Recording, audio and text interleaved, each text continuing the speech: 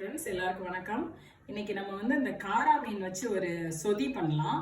இதுக்கு வந்து நம்ம புளியெல்லாம் சேர்க்கறது இல்லை. இதோட டிஷ் வந்து ஃபினிஷிங் வந்து எல்லோ கலர்ல இருக்கும். இதுக்கு தேவையான பொருள் வந்து இது வந்து 1 கிலோ வந்து நம்ம காரா மீன் எடுத்திருக்கோம். அதுக்கு வந்து அரைக்கிறதுக்கு வந்து தேங்காய் வந்து ஒரு 4 டேபிள் ஸ்பூன் தேங்காய் துருவல், ஒரு அரை டீஸ்பூன் மஞ்சள் பொடி, ஒரு 6 பல்லு பூண்டு, 1 டீஸ்பூன் ஜீரகம், 2 டேபிள் ஸ்பூன் மிளகு சேர்த்துருக்கேன். இது தாளிக்கிறதுக்கு வந்து வெந்தயம், இது வந்து மல்லித்தூள், நம்ம கொஞ்சம் ஜீரகம் சோம்பெல்லாம் போட்டு வீட்டில் குழம்பு பொடி இருப்போம் இல்லையா, அந்த மல்லித்தூள் வந்து 3 டீஸ்பூன் எடுத்திருக்கோம். அப்புறம் சின்ன வெங்காயம், இது தாளிக்கிறதுக்கு தான் ஒரு 4-5 பொடியாக நறுக்கி வச்சுக்கோங்க. ஒரு 5-6 மிளகா, ஏன்னா அந்த மிளகாயும் மிளகு மட்டும்தான் இதில் காரம். அப்புறம் 2 மீடியம் சைஸ் தக்காளி கட் பண்ணி வச்சுருக்கோம். தாளிக்கிறதுக்கு கருவேப்பிலை. இப்போ வாங்க எப்படி செய்யறதுன்னு பார்க்கலாம்.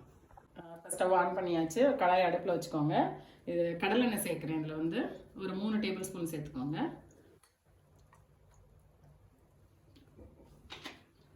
எண்ணெய் சூடாயிருச்சு. இப்போ இதில் வந்து வெந்தயம் சேர்த்துக்கலாம். ஒரு 1/2 டீஸ்பூன். வந்து இந்த அரைஞ்சி வச்ச வெங்காயம், கருவேப்பிலை, பச்சை மிளகாய் சேர்த்துக்கோங்க.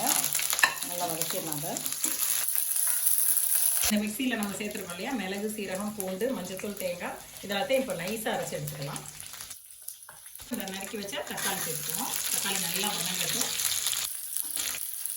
இப்போ வந்து தக்காளி வதங்கிச்சு. இப்போ நம்ம இந்த தனியாத்தூள் இருக்குல்ல, குழம்பு பொடி எடுத்து வச்சோம்னா அதை சேர்த்துக்கணும். லைட்டாக வதக்கிடுங்க. அளவுக்கு வதங்கின பிறகுட்டு நம்ம இந்த அரைச்சி வச்ச தேங்காய் எல்லாம் இருக்குல்ல, இதை ஊற்றிடலாம்.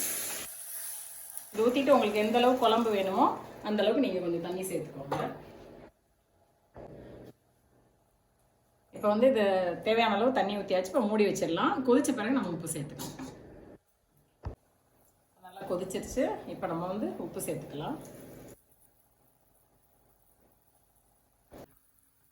இப்போ உப்பு எல்லாம் செக் பண்ணிக்கோங்க. வேணும்னா பெப்பர் பொடி சேர்த்துக்கோங்க, உங்களுக்கு காரம் என்ன தேவைன்னா. இப்போ நம்ம வந்து இந்த மீனை இந்த குழம்புல சேர்த்துக்கலாம்.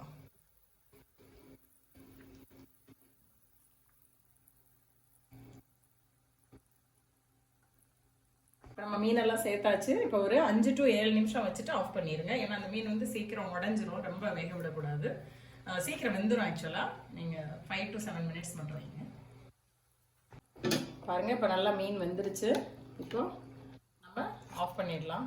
குழம்பு ரெடி ஆயிடுச்சு. நல்ல டேஸ்டியான காரா மீன் சொதி ரெடி ஆயிடுச்சு. எல்லாரும் ட்ரை பண்ணி பாருங்கள். கண்டிப்பாக எப்படி இருக்குன்னு கமெண்ட்ஸில் சொல்லுங்கள். தேங்க்ஸ் ஃபார் வாட்சிங்.